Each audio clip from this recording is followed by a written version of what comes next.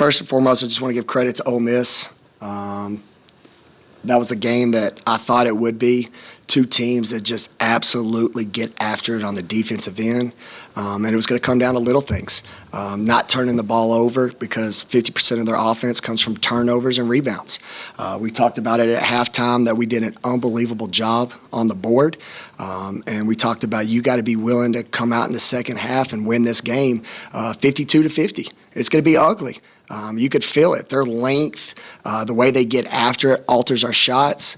So it was going to come down to 4 quarters of who the tougher team was. And unfortunately, we've got a lot of great film to watch, and we got to give all the credit to them. They were able to play 4 quarters. They're at the end with 4 minutes. I gambled, went run and jump, mixed up, so we gave up some easy ones. But it was an absolute dogfight. And again, everything I expected, and all credit goes to them. But before I, move on to Alana, I want to make sure I give our fan base an unbelievable thank you. For New Year's Day, late in the afternoon, people could have barbecues, being with their families. I challenged everybody on social media to give my young women a chance, and that's what I'm asking. Stay with them. They absolutely played their heart out.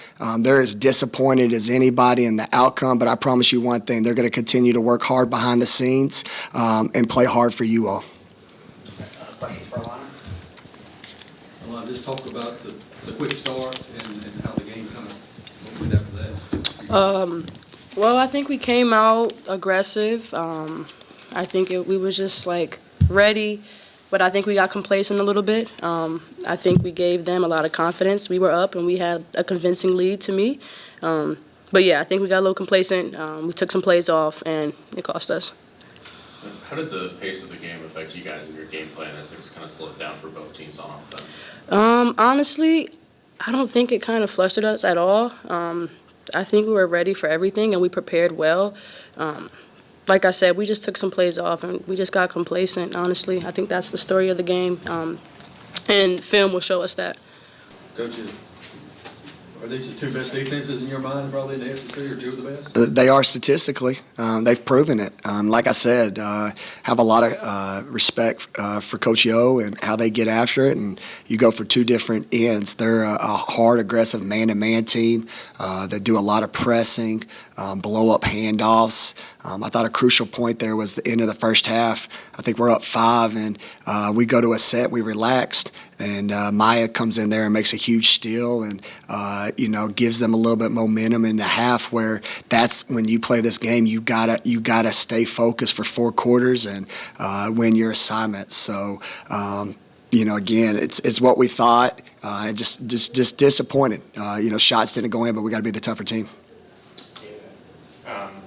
Coach, I know you haven't been here for a long time, but I'm curious what your perception is of what Coach Yo is building and what this rivalry could become if it continues on. Yeah, well, I think it's a statement for the state of Mississippi. When I took this job, I think she'd echo the same thing. This state is slept on. It doesn't get enough respect nationally. And then you look at somebody like Jackson State last year who had an unbelievable year.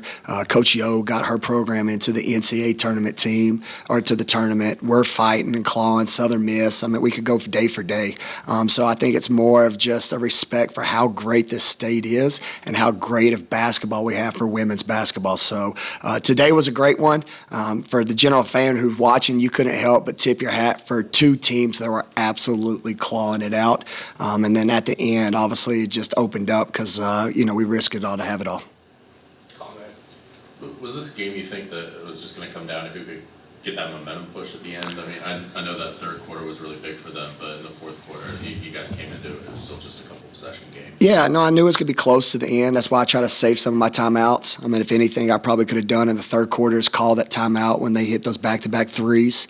But I just, at that point, have seen so much from my team where they've been able to bounce back. You look back at our schedule, Colorado State here at home was that nail-biter, but I saw us, when they went on a run, we bounced back. Nebraska, in the holiday tournament, I saw when shots didn't go in, we were able to fight and get that thing to overtime.